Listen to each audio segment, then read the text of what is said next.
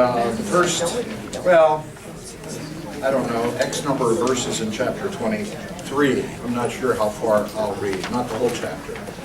But we're focusing today on Jesus at Jerusalem. Last week we dealt with the, so to speak, the history of Jerusalem. Is the sound okay in here? What? No, The sound can't hear it. Real loud. I hear it. It's like a muffler. Turned down. I don't even hear myself. It's on. It's on. There's a mic. I can hear its own, it's just not quite. Do I have? Is it me or is it? Yeah, that wouldn't surprise me if it were me. Okay, is this better? Okay, good. All right, so let's turn our attention to the Gospel of Luke and read a little bit about the crucifixion scene of Jesus. It's true that I want to talk about Jesus in Jerusalem, but in a very real sense, the story of Jesus in Jerusalem is the story of the Passion Week. It's true that Jesus did go to Jerusalem. Even as a young boy, we have a story of Jesus in Jerusalem when he was 12 years old, if you remember. And we have to imagine that in strict compliance with Jewish regulation, Jesus would fastidiously have gone to Jerusalem at least 3 times a year. In other words, when attendance was mandatory to attend the Passover, and then the Feast of Pentecost, and then in the fall, what is today, it's known as Sukkot, the Feast of Ingathering. So we have to imagine that Jesus was there many times, but most of those trips, we have no information at all in our scriptures. The Gospel of John records for us 3 Passovers in which Jesus was in Jerusalem. These would be the 3 Passovers of Jesus' ministry. And let me tell you, that's the primary reason why New Testament scholars believe that Jesus' ministry lasted a total of 3 years. There's nothing in the scripture to tell us the duration of Jesus' ministry. The only thing we know about Jesus' ministry is that the Gospel of John tells us that Jesus began his ministry at about age 30. That's all we have. Doesn't tell us how long his ministry was, doesn't tell us what age he was when he died, etc., etc. But a lot of New Testament scholars believe, and therefore there are outliers on that question. In the early church, there were people who felt, one church father who wrote that the entire ministry of Jesus should be restricted to 1 year. And he did that on the basis of a verse in the Bible which says, when Jesus was quoting the acceptable year of the Lord. If you're interested in this, I've got this in that booklet, wherever it is. Oh, here. It's in here. I have a section on the length of Jesus' ministry. On the other hand, there were early church fathers, or at least maybe I should say at least one notable early church father, who argued that Jesus' ministry lasted for a total of 20 years, or approaching 20 years. And the reason was another verse in the Bible, because there was one day in John chapter 8 when Jesus was confronting the Sadducees and the Pharisees, and he said, you remember this passage, he says, before Abraham was, I am. And his accusers say to him, how can you say that you lived before Abraham? You're not even 50 years of age. And this church father said 50. That's interesting. He didn't say 40. He didn't say 60. So he took that to mean that Jesus was actually approaching the age of 50. The point that I'm trying to make is we don't know exactly the length of Jesus' ministry, but I think New Testament scholarship, by and large, would say probably 2 to 3 years.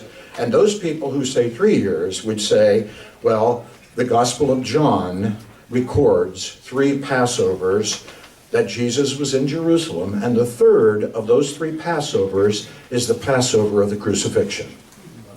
That makes good sense to me. I don't have any particular view on that, but the point is, Jesus would have been there a lot of times, but we don't have much information. in the Gospels until we come to the final trip of Jerusalem. So that's where I would like to focus our attention today, in Passion Week. Jesus in Jerusalem, as we have a lot of information, comparatively speaking, having to do with Passion Week. And I want to read a little bit in Luke 23 today. So I'm starting with verse 1. Then the whole company of them arose and brought him, that is, brought Jesus, before Pilate. Basically, they were taking, at this point, they were taking Jesus, the high priests were taking Jesus from the house of Caiaphas, the high priest, to the palace of Pilate. Okay. And they, that is the Jewish leaders, they began to accuse him, saying, "We found this man to be perverting our nation and forbidding us to give tribute to Caesar." Yeah, sure. But that's a nice thing to say to a Roman prefect. In other words, he's an insurrectionist. He's against, well, I don't need to go too much further there. Forbidding us to give tribute to Caesar. I'm not sure exactly what sermon of Jesus that was. It must not be recorded in any of our Gospels. Quite to the contrary. When faced with the question, should we pay taxes? Remember that incident? The Herodians bring it, and he says, "Do you have a coin?" "Yeah." "Whose image is on the coin?" You remember the story. And Jesus says, "Therefore render to Caesar the things that are Caesar's, and to God the things that are God." That is another way of saying, yes, you should pay your taxes. That's exactly, Jesus was unambiguous in his answer there. Jesus was not the insurrectionist they were hoping for. Someone who was willing to throw off the yoke of Rome at any and all cost. And Jesus said, and it says, the gospel writer says, "And so the Herodians leave him not to return." In other words, if they are looking for some fiery insurrectionist, they've come to the wrong address. And they're going to have to go elsewhere. So it's ironic here. But of course, they're talking to Pilate. They're talking about the number one Roman guy on the scene.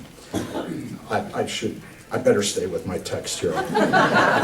This is Jesus in Jerusalem, not the Jewish people in Jerusalem. Okay. We found this man perverting our nation and forbidding us to give tribute to Caesar, and saying that he himself is Christ, a king. And Pilate asked him, to Jesus, "Are you the king of the Jews?" And he answered him, "You've said so." And Pilate said to the chief priests and the multitudes, "I find no crime in this man." So we have to imagine there's a longer dialogue, and Luke has really abridged this thing. But at the end of the story, Jesus has said, "There's nothing that I can accuse this man of. I find no crime in this man."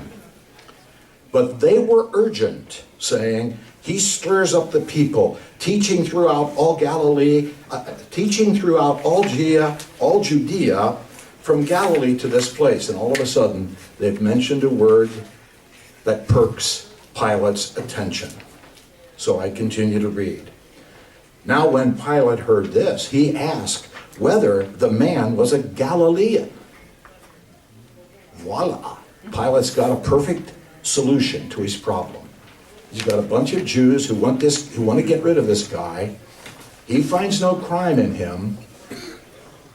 If he doesn't really want to get rid of him, but he also doesn't want to be disloyal, and all of a sudden, he's from Galilee. When Pilate heard this, he asked whether the man was from Galilee. And when he heard that he belonged to Herod's jurisdiction, now those of you who've been here for a couple of weeks, you know that we're talking not about Herod the Great, but we're talking about Herod Antipas, one of the sons. Okay, when he heard that he belonged to Herod's jurisdiction, he sent him over to Herod, who was himself in Jerusalem at that time. Well, he was in Jerusalem at that time because that's the time of the year. It's one of the 3 times of the year when people are supposed to be, when adult males are supposed to be in Jerusalem. Yes, it's the Passover. And Herod, the Tetrarch, not Herod the Great, also had a house in Jerusalem. That house has been found. So, right there is probably where Caiaphas, the high priest, had his house. And when they took Jesus from Caiaphas to Pilate, I'm going to argue a little bit later, they just went, whoop, right in there. Just a little bit, about 1 inch on that map. And that's where Pilate, that's where the palace was, that's where the judgment seat was, and everything. It takes place right there. But all of a sudden, he finds out that the guy's a Galilean, so Zippo, let's go over there to Herod's palace. That is Herod the Tetrarch, Herod Antipas. Okay, and he goes over, all right, now we'll pick up the scene. And remember, this I mentioned earlier, so now we are reading the only incident in the Bible where any one of the Herods ever saw Jesus face to face. So he is sent by the Roman imperial authority from the palace of Pilate to the house of Herod Antipas. When Herod, I'm starting now with verse 8, when Herod saw Jesus, he was very glad, for he had long desired to see him. 3 of the gospel writers tell us, Luke, if you go back to chapter 9 in Luke, remember, this is the guy who beheaded, or had John the Baptist beheaded, yes? And when he heard about Jesus, Matthew, Mark, and Luke tell us earlier, if you go to Luke, I think it's Luke 9:9, and the synoptic texts are right there. Matthew 14, and I forget what the Mark text is, Mark 6, doesn't matter. Remember, originally he thought, well, this has to be John the Baptist resurrected. And he wanted to find out. He wanted to see Jesus. And remember, the Pharisees came to Jesus and said, Herod wants to see you. And remember, Jesus' response was, tell that fox my hour hasn't yet come. And that's when Jesus leaves with his disciples and goes north to the place called Caesarea Philippi, which is no longer ruled by Herod Antipas, and now it's ruled by his stepbrother. And that's where you have, that scene where Peter makes the great confession and blah, blah, blah. You know that, okay. So it is true that Herod Antipas has been keen on wanting to meet this Jesus for some time. So when Herod saw Jesus, Luke says, he was very glad, for he had long desired to see him, and because he had heard about him, and he was hoping to see some signs done by him.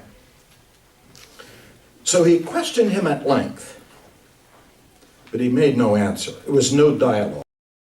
It was strictly a monologue. I don't know what questions Herod asked, but Luke makes it plain that they remained unanswered questions. But he made no answer.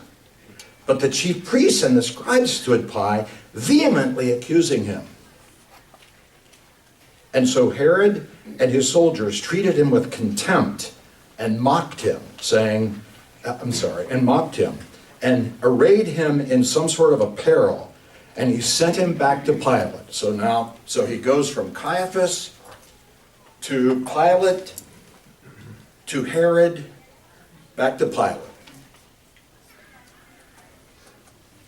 Pilate then called, I'm reading now in 13, and I'll read just a few more verses. Pilate then called together the chief priests and the rulers of the people, and he said to them, you brought me this man as one who perverted the people. And after examining him before you, behold, I did not find this man guilty of any of your charges against him. Neither did Herod, for he sent him back to us. Behold, nothing deserving death has been done by him. I will therefore chastise him and release him. That's as far as I'm going to go right now. In other words, it's difficult to argue that Roman authorities were responsible for the crucifixion of Jesus. Jesus may have died at the hands of Roman soldiers and ultimately at the edict of a Roman prefect, Pilate. But it is equally true that the ultimate cause of this is what the New Testament writers call the Jews. Now, I need to clarify that for a moment. This is by no means an anti-Semitic mentality. And we have to be careful as evangelicals. These were not just the rank and file of Jews. This was not the hoi polloi. They are clearly identified as the Jewish leaders, the high priest, and his close associates. In other words, it is, on the one hand, it is wrong not to lay the blame of this on the Jewish side of the ledger, as over against the Roman side of the ledger. And on the other hand, it is wrong to lay it on the Jewish side of the ledger in a generic sort of way, and not the way in which the gospel writers do it. And it is unfortunate that as early as the King James Bible, these leaders are translated in that Bible, quote unquote, the Jews. A lot of nonsense, unfortunate nonsense, has occurred in the history of the Protestant church, unfortunately. One of the reasons why there is so much anti-Semitism among the rank and file of the reformers. Marty, I don't think Marty is here today. It would be nice to hear Marty talk a little bit about this. Is this unfortunate linkage? And that's why, for example, in the NLT, we deliberately and always translated that, the Jewish leaders. It's the Jewish authorities. It's not the Romans. It's on the other side of the ledger, but it is not the rank and file of the nation. And it is important that we keep that distinction. I mean, all we have to do is think about the history of the United States and the political history of the United States, and it would not be appropriate, it would not be fair for someone to judge the rank and file of Americans by this or that judgment that is made by any governor or president or something like that. It may be that in many cases we would fully agree with those decisions, and some of us might agree with those decisions. You understand what I'm trying to say. We need to be careful that we don't, it's possible to fall off this log in two wrong ways. It's possible so to react to the unfortunate anti-Semitism that comes out of these accusations where we are right now, that we want to kind of tilt the log and fall off it on the Roman side of the ledger. And I think that's wrong. But on the other hand, if we fall off on the Jewish side of the ledger, let's make sure we know who we're falling into and who we're not falling into. The Jewish leaders, the scribes, the people who are right there with Caiaphas, the people who paid the 30 shekels of silver, the people who went, these were the guys who were keen on getting rid of this guy because they couldn't control it. Now, I said in my outline something about a carryover from last week. Well, forget about it. I don't have time to deal with a carryover from last week today. So it's going to be carried over to who knows when. But I want to talk a little bit about that. Now, so I've given you there, in other words, Jesus during Passion Week, he was arrested in Gethsemane and so forth. He goes before Caiaphas, Pilate, Herod, Pilate the second time, and so forth. And notice that when he comes back to Pilate the second time, they are at the very same place where they were the first time. It's called the Praetorium. It's the palace. It's the place where, and the judgment seat is described there. It's actually mentioned, the so-called Bema. I've got all of that there for you. So in other words, what I'm trying to say is that when they bring Jesus back to Pilate the second time, they're at the very same place they were the first time. Pilate hasn't moved and Jesus has come back. And notice that John goes out of his way to say Pilate goes out and he goes in, and he goes out and he goes in, then he returns out and so forth. The Jewish leaders, although they took Jesus to Pilate at this point, they refuse even to go into the judgment hall because this is right before the Passover and they do not want to become ritually unclean. So Pilate has to go out and then he comes in and he goes out and he comes in. Okay, we'll come to where he's going out from in a little bit. Beyond that, then, I want to talk a little bit about crucifixion.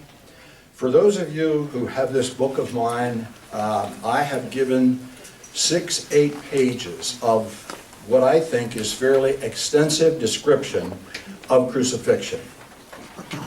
You know, the gospel writers don't tell us much about it, unfortunately. If you think about it for a minute, not one of us has ever seen a crucifixion. Maybe we've seen a movie. Maybe we've seen some Christian art. Maybe we've seen a picture. We haven't seen a crucifixion. The writers of the Gospels had seen plenty of crucifixions. And they were writing to people who had seen who knows how many crucifixions. Titus, the Roman general who is going to take Jerusalem out only about 30, 40 years from now, crucified as many as 500 Jews a day. In fact, he was crucifying so many people in and around Jerusalem that they ran out of crosses, is what the literature tells us. They had seen crucifixions left and right. So, unfortunately for us, all of the gospel writers say is, and they crucified him. We in the West need to appreciate more fully what I would call the brutality of crucifixion. It's not a pleasant thing to talk about. And I'm not going to talk about it very much today because in effect I've talked about it a lot in here. I've tried to collect as many classical citations from as many classical writers as I know who have spoken about what crucifixion was in that world. And in many respects, the crucifixion of Jesus was similar to Roman crucifixion. In a few ways, it was a little bit different. I'll just tick off some things here. I said that, first of all, the criminal, and I'll use that word in quotations here.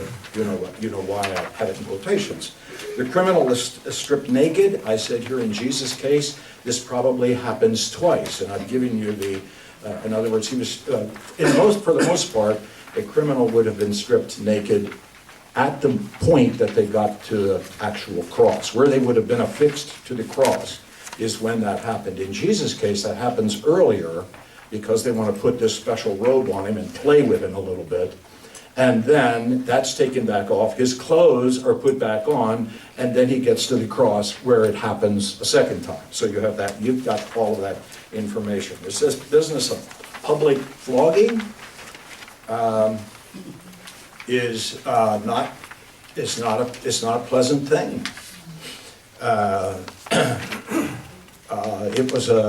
It was usually done with a rope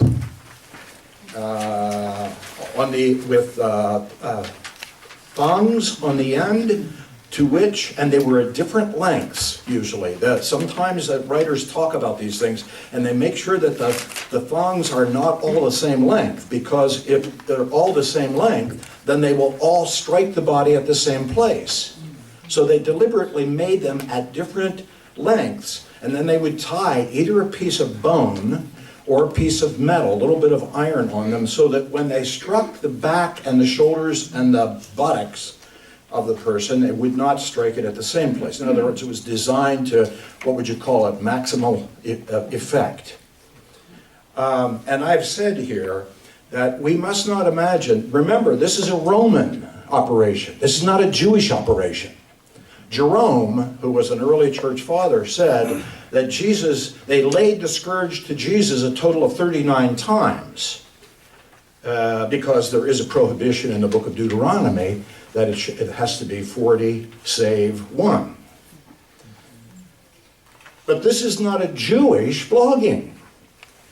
Pilate couldn't care less about the book of Deuteronomy. This is a Roman flogging.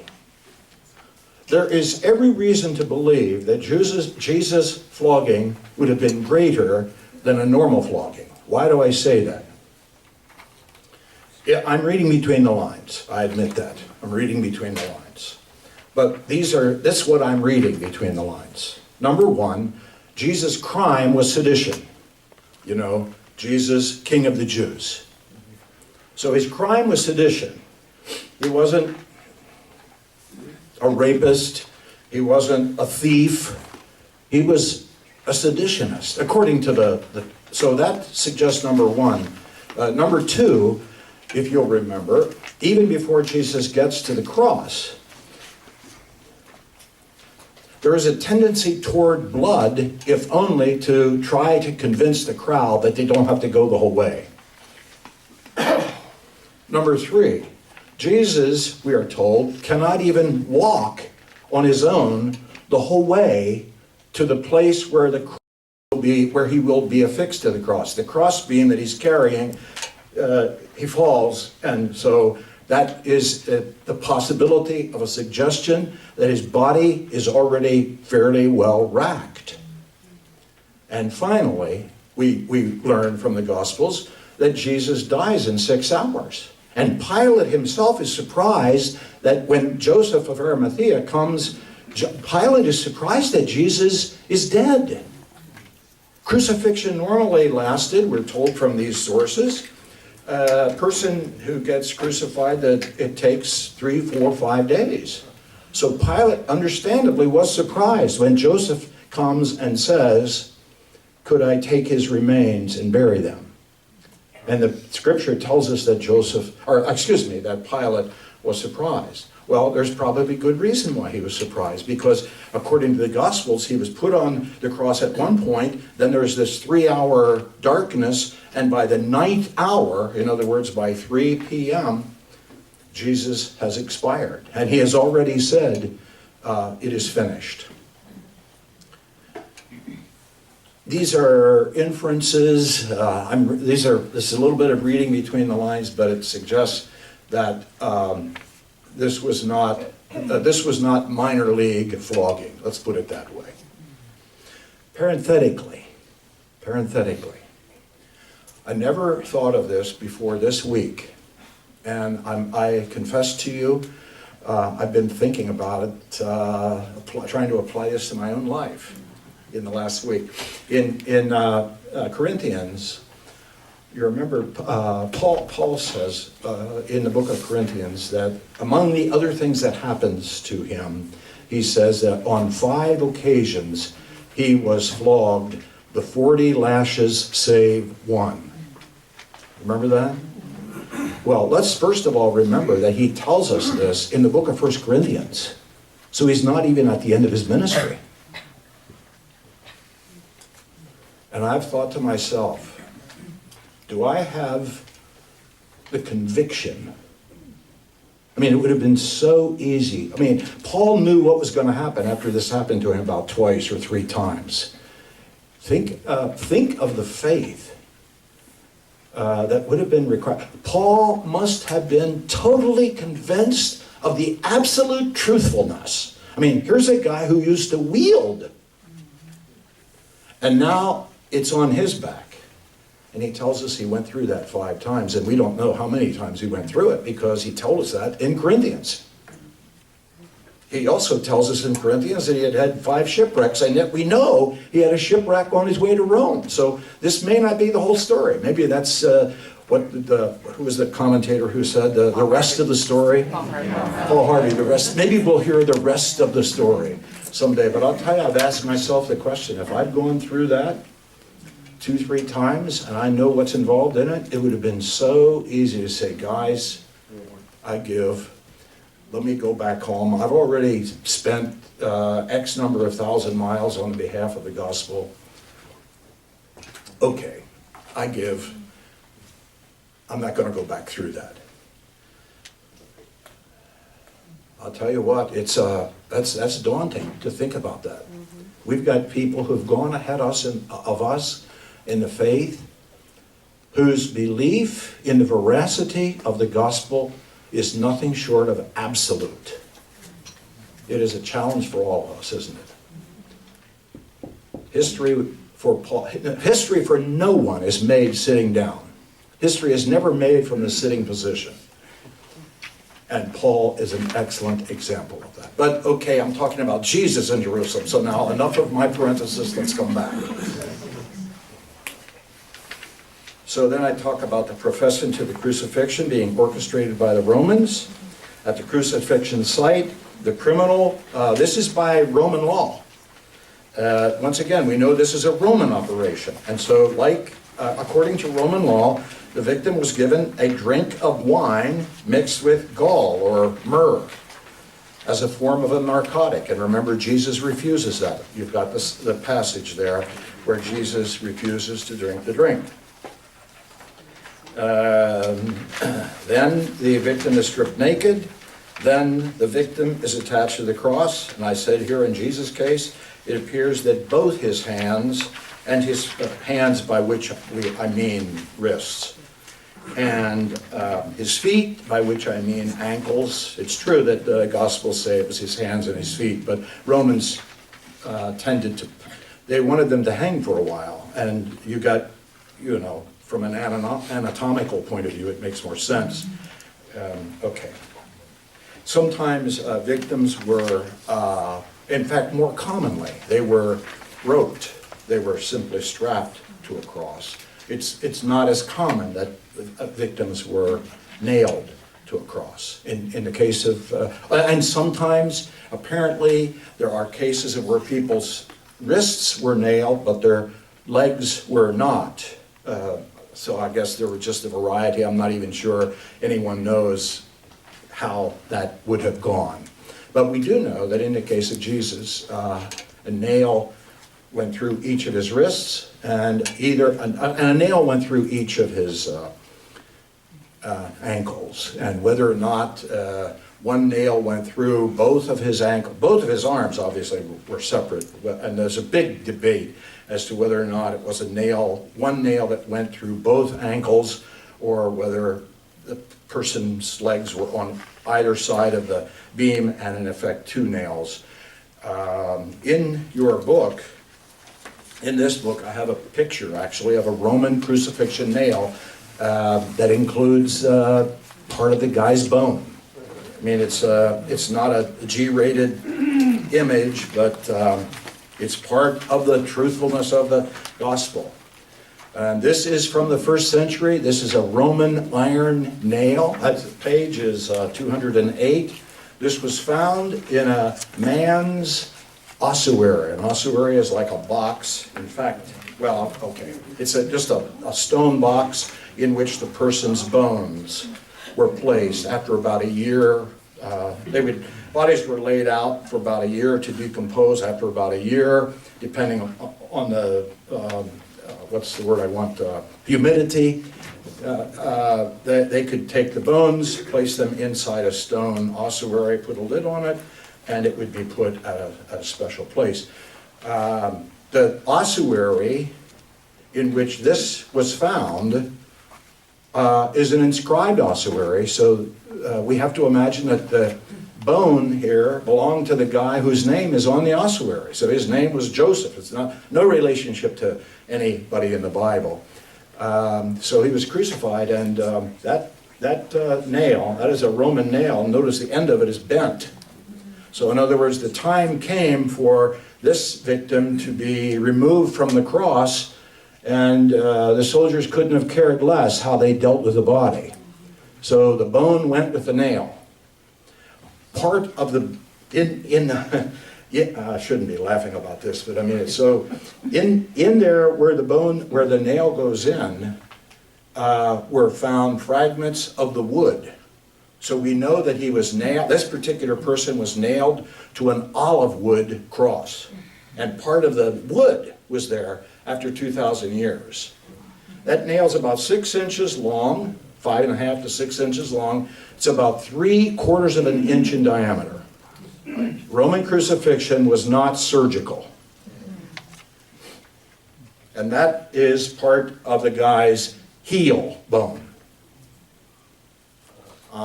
Another Roman, 1st century Roman nail used for crucifixion that's just been found in less than 10 years ago.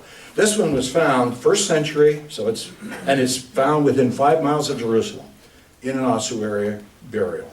So it gives us a better idea of something.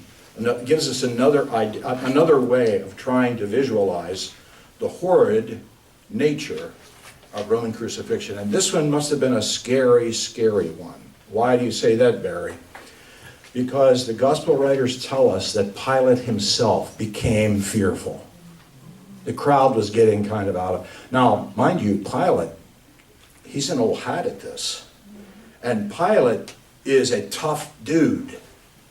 And he's a veteran soldier. He's had experience. In fact, there is an earlier passage in the Gospel of Luke. It's almost a passing reference, but it will tell you a little bit about this guy, Pilate. Pilate, one time, according to the Gospel of Luke, I think it's chapter 9, but you can find it. Something was going on again with Galileans, and he crucified them, and he mixed their blood with the blood of their sacrifices.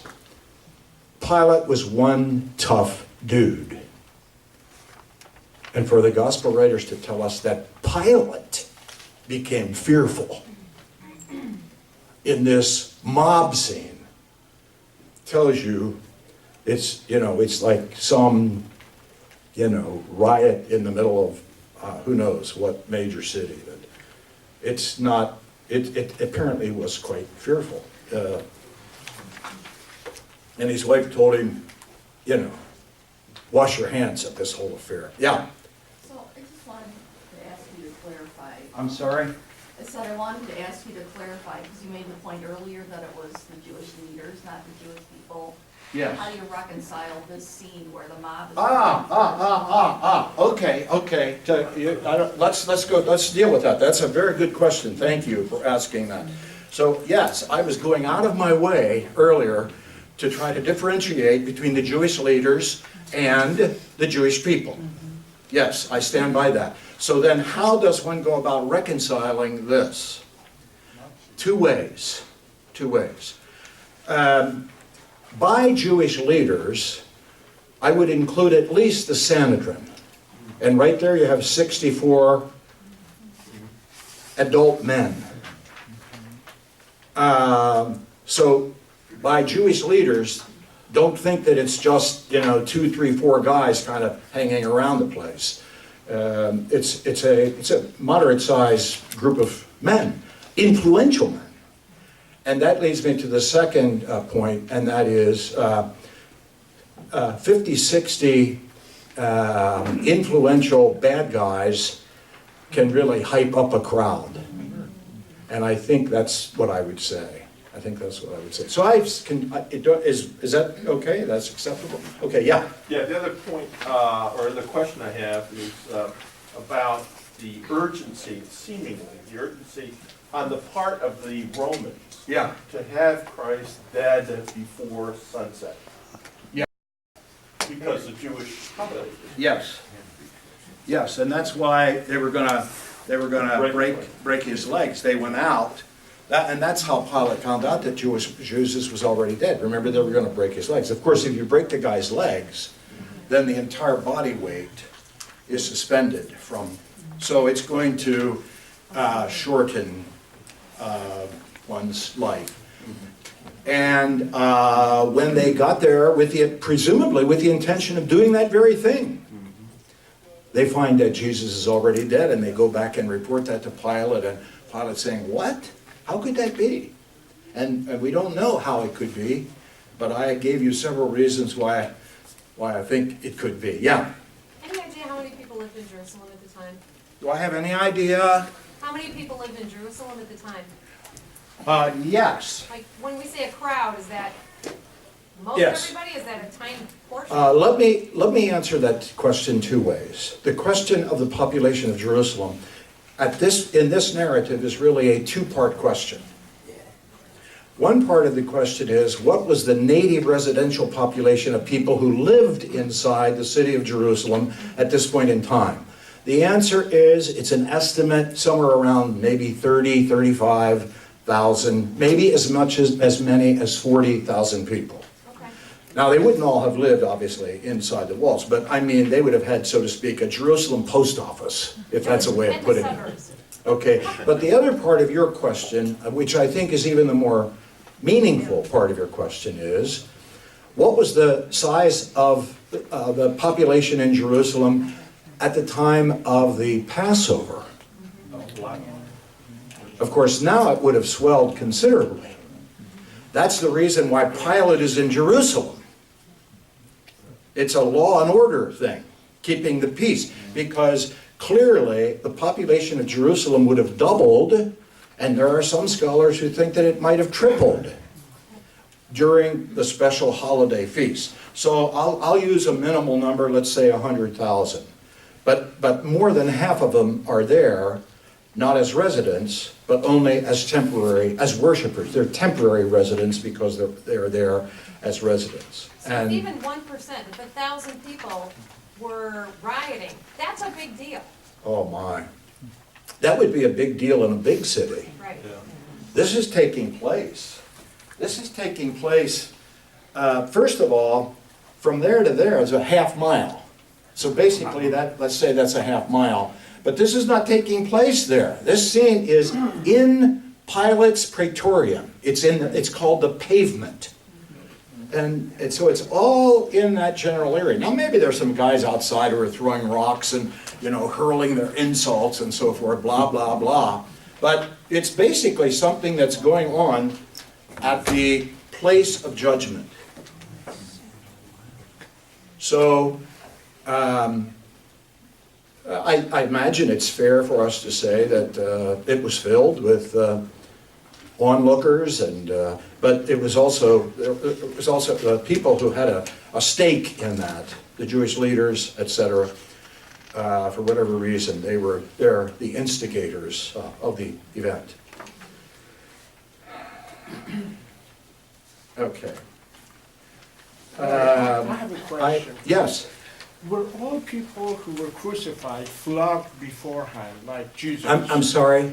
Were all people who were crucified flogged before crucifixion? By and large, yes. There were people who were flogged who were not crucified, but it's probably relatively rare that people were not flogged before they were crucified.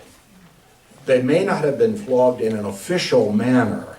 They may have just been roughed up by, who knows, people who were angry. A lot of times, people who were crucified were slaves or soldiers who fought on the wrong side. They voted Republican and they should have voted Democrat, and the Democrats made them pay for it.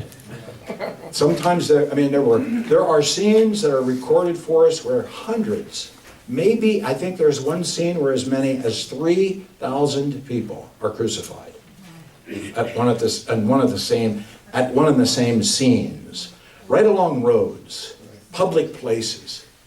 They wanted people to see this. They wanted people to fear this. Remember, in Jesus' case, it was very typical that they wrote the crime. Sometimes they put it on a piece of cloth, a garment or something like that, and then they draped it around the victim's neck, and so to speak, he carried the sign to the site of the cross. Sometimes it was actually apparently affixed on the cross above. So you have that along the way too. Yeah. There were actually crucifixion teams, weren't there? That worked Yes, together as a matter of fact, there were at some time, at some points. And one example of that might have been when Jerusalem was destroyed in the year AD 70. Titus systematically went to work on, he wasn't happy that those Jews didn't open, the Jews inside the city that made him work for that victory for 4 years. He wasn't so happy with them. He was not exactly pleased, and he said to himself, you know what? I'm going to let those boys know I'm not pleased. I'm going to effect crucifixions by the hundreds. If I may just say one more thing. I was saying that Romans, they do this at a place, it's accessible, that they want people right there, and we know that people were standing below the cross. One guy below the cross offers Jesus something to drink from the hyssop, from the sponge. There are people, Mary and John are depicted. In other words, it's out in the public. One of these sources said that when we crucify people, we use the most public places. We put them right along roads, well-traveled roads, because we want people to see this whole thing. Well, Christian hymnology, unfortunately, has recreated the scene. I have no idea why. And so in Christian hymnology, Jesus was crucified on a hill far away on an old rugged cross. There is a green hill without the city where our dear Lord was crucified, and it goes on and on. There's nothing in the New Testament that states or implies it was on the top of a hill. If, what's his name, who did the crucifixion of Jesus, Mel Gibson, if he would have gotten the scene out of the part where Jesus is climbing the hill, if he could have eliminated that, it would have not only been a more truthful crucifixion, it would have saved at least a half an hour on the length of the movie. It's unfortunate that he spent so much time on something that's in Christian hymnology, but not in Christian scriptures. And Jesus' sign was in 3 languages. It was designed that no one was not going to read this thing. And we know from the Gospel of John that people did read the sign that was over or on the body of our Lord. John 19 makes that clear. It was read. Not as a result of people looking through a telescope way up there in the... No, it was right. The Romans wanted this to be... It was a way of keeping peace for them. Kind of a brutal way of keeping peace. Yeah.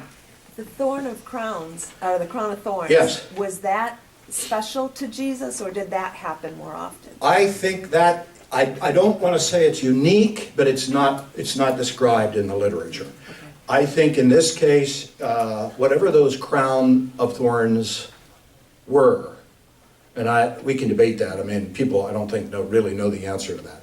Although it did cause some damage to his cranium, was because he was claimed to be the king of the Jews. So I think that was a little bit of theater, added theater. But I don't know of any other cases where you have that. But mind you, there are thousands and thousands of Roman crucifixions. Yeah. When you get to Israel and you see those thorns, though. Yeah. We should have brought that. I've got a crown of thorns. I'll bring. You see piles of it. Yeah, they're not, in fact, if I bring it next week, I'll do that. Let's remember to do that. My advice is, I'm not sure I would pick it up unless I'm wearing a glove.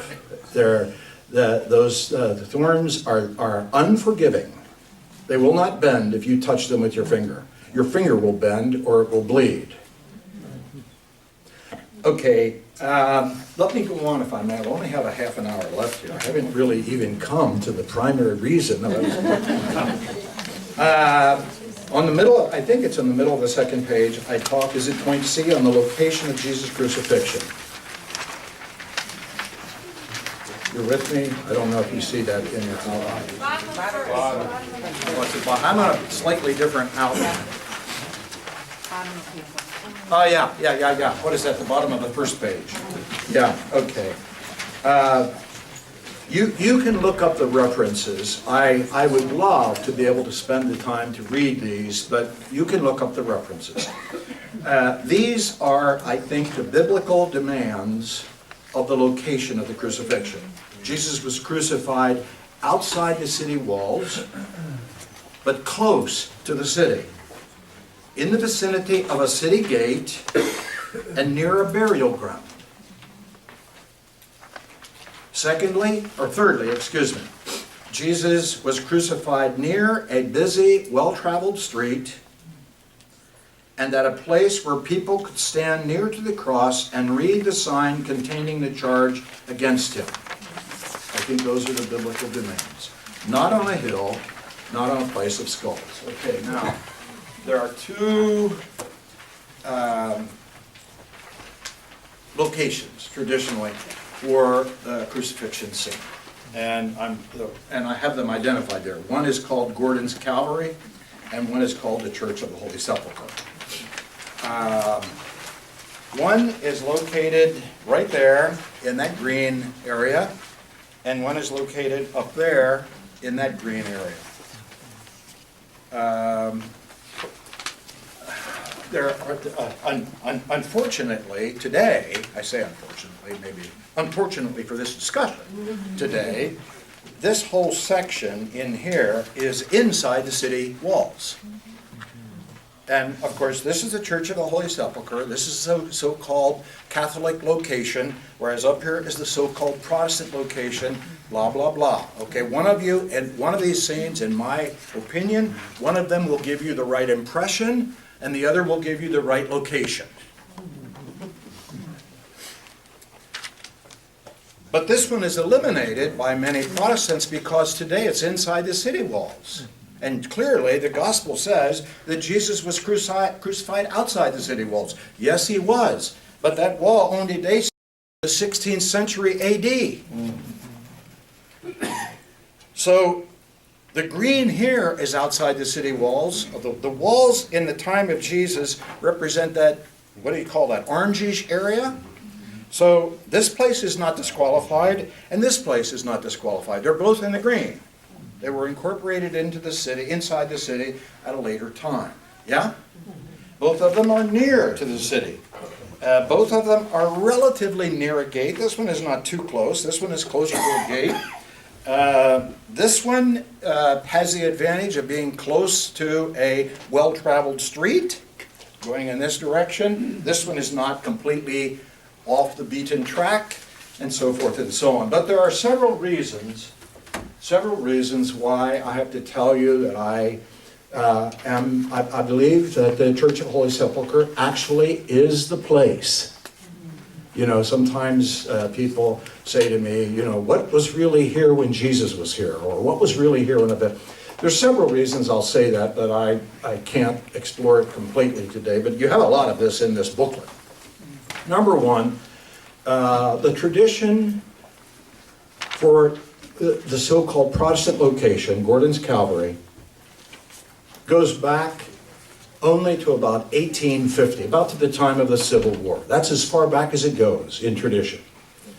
And it's called Gordon's Calvary because General Charles Gordon was apparently a pretty well-decorated British soldier who had just won a battle for Britain around Khartoum, where the Blue Nile and the White Nile come together and down in southern part of Africa. And now he's on his way home, back to Britain.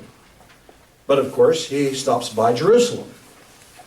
And he goes to the American Colony Hotel. And the American Colony Hotel now, the original American Colony Hotel, not the hotel that you guys are going to go to. I'm going to take you to the new American Colony Hotel. I mean, this is the hotel of, you know, Horatio Spafford. It is well with my soul.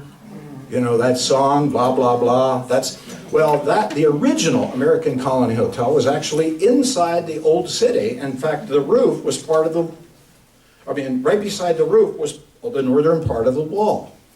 And Gordon spent the night in the original American Colony Hotel. And by 10 o'clock a.m. on his first morning in Jerusalem, he discovered Calvary. He went to the roof of the American Colony Hotel and looked north right across the street. I've stood on that same place myself. And I look over there and he saw a rock formation that had holes in it, like cavities that looked like the eyes, and you know what I mean? And he said, voila, that's the place of a skull. I found Calvary. And actually, truth be told, I've seen some photographs, early photographs that were taken of the scene that Gordon, I go up there today and I look around, where in the world was he looking? It doesn't even look like anything like a skull. But the problem is, it did really look like a skull around the time of the Civil War. It's just that because rock is constantly falling out of that. You go to the bottom of it, and there's always loose rock there. And it's changing its appearance from time to time. But the theory doesn't go, it's not even 200 years old. Moreover, the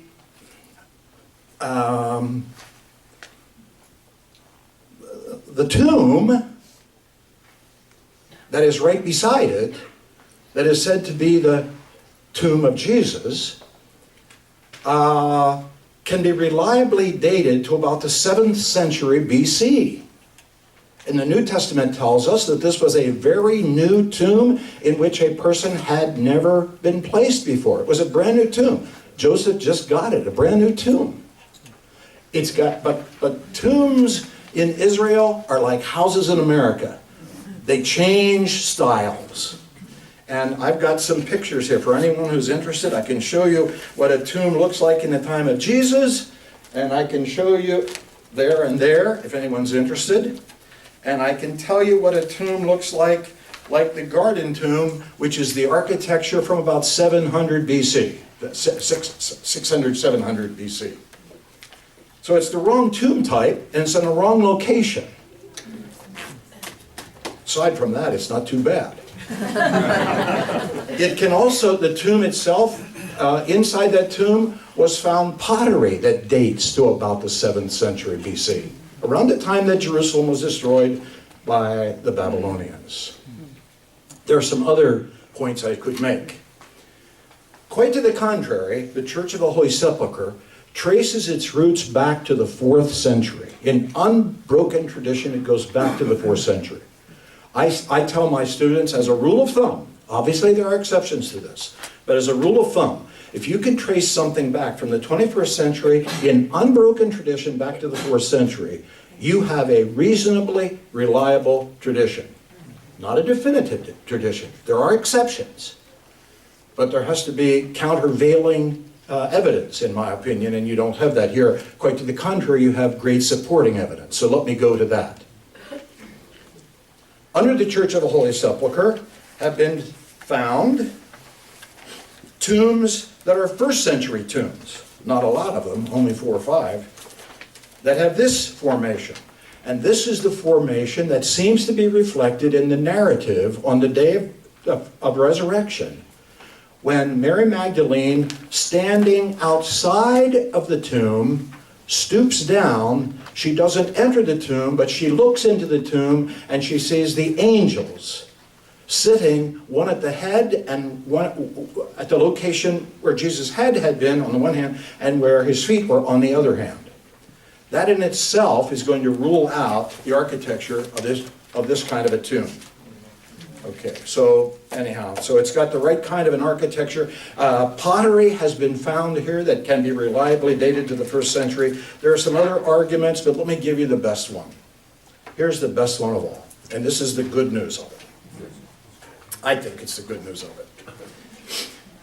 Around 128 AD, so basically 100 years after the crucifixion of Jesus, the Roman Emperor Hadrian gets very concerned about the Eastern Empire because the Parthians are bad guys out there, and he has to make sure he keeps those guys at bay. So a number of classical writers tell us that Hadrian, gets on a boat and goes the whole way as far east as he can go, and among other places, and he does build a lot.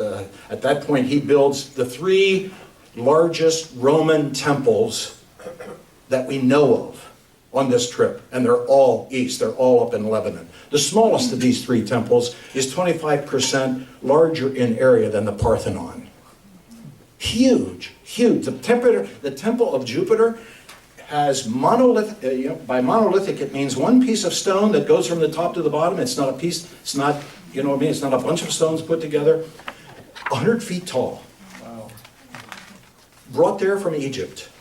In other words, it's from the Aswan quarry. It's Aswan granite, and he brought about 75 of them. You're talking about 1,500 tons apiece. That tells you he has an interest in the place. And the logic is he figured if he could build that grandiose, that far east, and if the Parthians got that far and they saw what Romans could do there, they said to themselves, you know what, we ain't going no further. Because if they can do this on the perimeter, imagine what it must be in Rome. Who knows? He went to Jerusalem. Historians tell us. Several historians tell us. You've got the sources and a lot of the quotations in this book. And when he gets to Jerusalem, he finds, to his anger, that Christians are venerating the place of the resurrection of Jesus. That is not good news for an emperor who wants to be Emperor the Great. And he decides, I've had enough of this. I'm going to get rid of it once and for all. And the historians tell us that he decides to desecrate that place, deliberately desecrate that place by building on that spot a temple for the god Jupiter. That'll keep them away. That will contaminate the place ritually. They're not going to go there anymore and worship. And about 180 years later, so there's about 100 years between Jesus' actual crucifixion and when Hadrian did this. All during that 100 years, according to the church historian Eusebius, there was always a bishop in Jerusalem. It started with James, the brother of Jesus, and there was always a bishop. It just strains credulity to imagine that the identity of that place could have been lost in a mere 100 years. Such a sacred place, such a holy place. It'd be one thing if it were 400 or 500 years. It'd be another thing if there had been a major political takeover and now you've got other people in there. Things have changed, or that there wasn't a Christian bishop and a Christian church and a Christian presence there all of that time. If the emperor would have chased Christians out of Jerusalem like they chased Christians out of Rome, that may change the playing board. That doesn't happen. So in my opinion, and we know exactly where that was because 180 years after Hadrian, the Roman Emperor Constantine, who had become a Christian and wanted to Christianize the Roman Empire, goes to that very same spot. And he removes that, the quotation is wonderful. He removed that desecration where the most holy events of time had taken place. And in the place of it, he builds the Church of the Holy Sepulchre. Done deal. In my mind, that's a done deal. So it's not going to be the appearance. It's not going to give you the impression that you want. People are going to be gabbing and shouting, and you're going to have smells and sounds that just don't remind you at all of the quiet serenity of not a crucifixion, but a burial. So we'll go to the place that will give you the right impression, and we'll endure the story that it's the right location. But there's not much to be said for it. I didn't even tell you about this. Gordon, when he looked north, the reason he looked north is because Gordon, and this is something that Gordon actually published. I mean, this is in print. I've simply made a photocopy of what Gordon. Yeah, Gordon. This is what Gordon. This was an image that was created with the article that General Gordon published when he was writing that, and that's why it's called Gordon's Cavalry. But it's page 210. Here's the north wall, right about where the, what would that be, not the neck, but the, what's the neck bone called?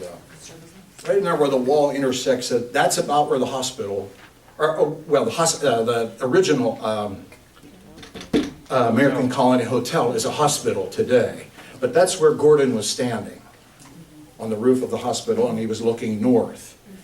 And he saw what he thought was a skull, the place of the skull. But notice how he almost mystically wants to identify the whole of Jerusalem as a corpse. Yeah. This is his picture, not mine. So here's the torso, here's the temple, and that's the Dome of the Rock, so that's where, I don't know, it's where you sit, it's the main, I guess that's the main part of the body.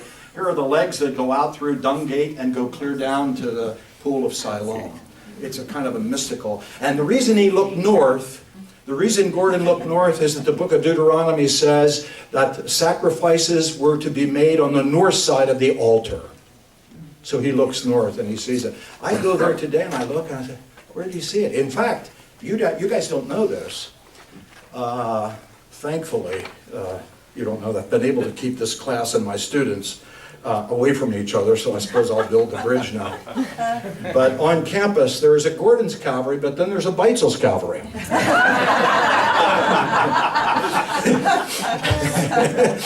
And the reason is because when I first took students there, I said, that can't be the place. So I look around, I'm trying to see if I can find something that looks like a skull and stuff. Well, you know, I see some stuff over there. I'm not sure that's it or not. Of course, I wasn't even close. But that is now Beitzel's Cavalry on campus. But I had about as much to go on as Gordon did. Gordon, and I've been there longer than Gordon was. Gordon, I say, made this discovery by 10 o'clock a.m. on the first morning that he was in Jerusalem. That in itself doesn't sound too scholarly. Anyhow, the location. Let me see. Oh yeah, I've got something here.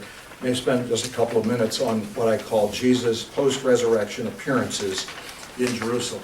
In other words, the crucifixion is not the end of the story as we know. The burial is not the end of the story as we know.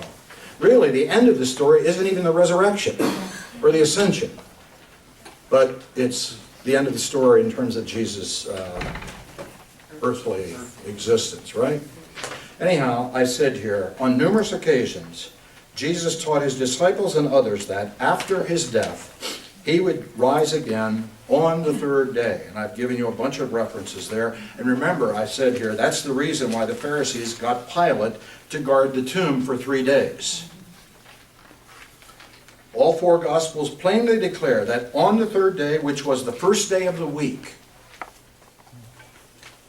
on the third day, which was the first day of the week. So in other words, if the first day of the week was Sunday, then if the third day was Sunday, that means the second day was Saturday. That means the first day was Friday. Yes, the Catholics have that right.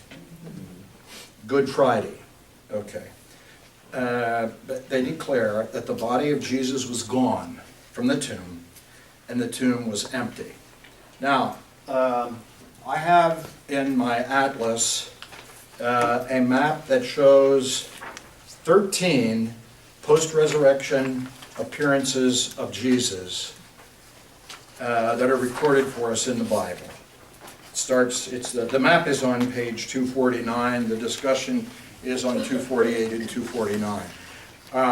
That's a guess on my part, although I work pretty closely with Eckhart Schnabel, who used to be here in our church, a very good New Testament scholar. So I'm leaning heavily. The question, there are some places where you're not sure, is John and Mark reporting on the same appearance, or is it a different appearance? And I defer to New Testament scholarship there, and in this case to Eckhart.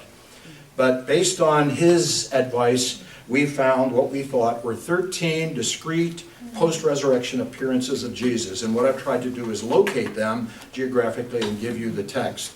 And I went on to say, there are 2 main observations that are noteworthy in my mind. First, biblical narrators sometimes chide the early disciples because they did not immediately recognize Jesus when he appeared. And I say, appearances 2, 3, and 8. They were not expecting to meet him, appearances 11 and 13, or did not believe the testimony of other eyewitnesses concerning his appearances, numbers 1, 2, 4, and 8. Such biblical comments do not characterize individuals somehow involved in a pious fraud. They stole his body. Nor should a manufactured story have included the eyewitness testimony of either a solitary individual, Jewish law, two witnesses, not one witness, 2 witnesses. Here we have, in some cases, a single witness. So if they're trying to abide by Jewish law, this would have been a good one to eliminate, because you don't have multiple witnesses, and an individual woman. I don't mean that in any sexist way, don't get me wrong, I'm just interpreting Jewish law.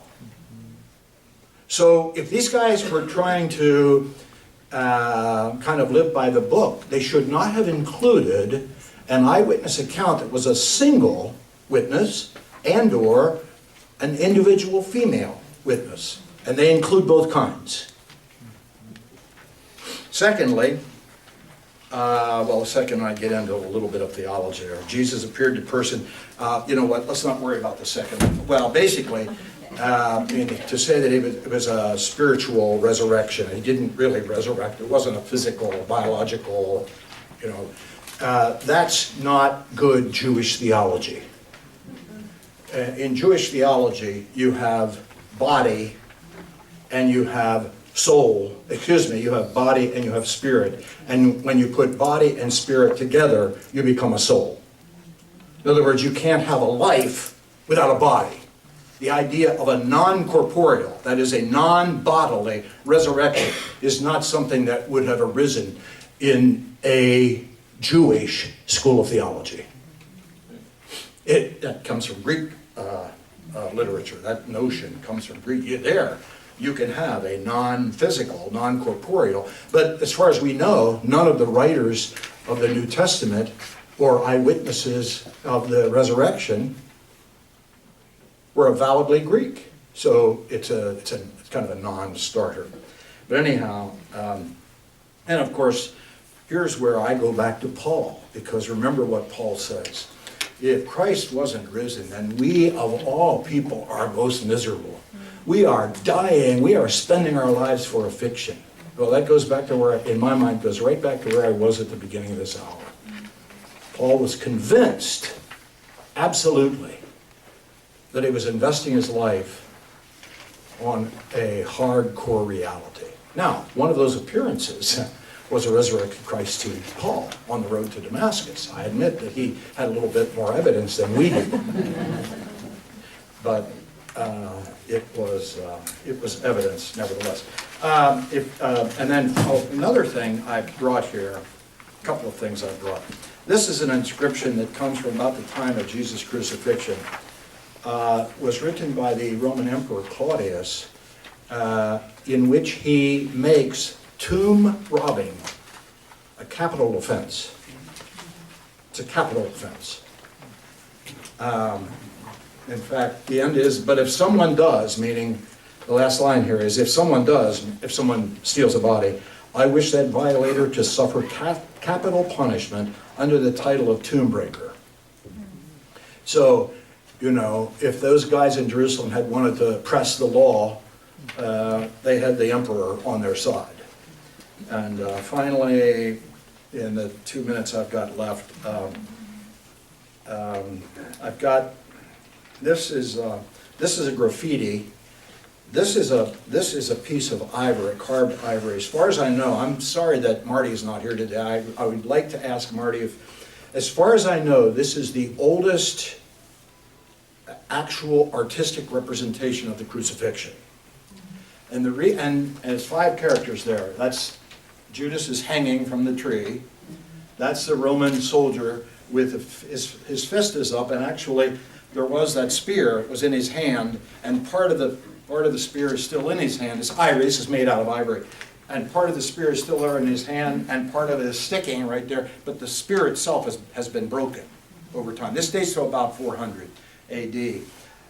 And people think with a downcast look there, that must be John and that must be Mary. Remember, he spoke to John, behold my mother, and so forth. Maybe so, maybe not. And that's Jesus. And Jesus is alive in that picture because they've depicted him with his eyes wide open. So he has not yet died.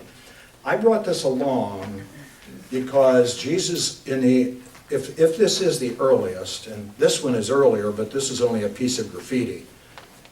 This is an actual piece of art that is in a church.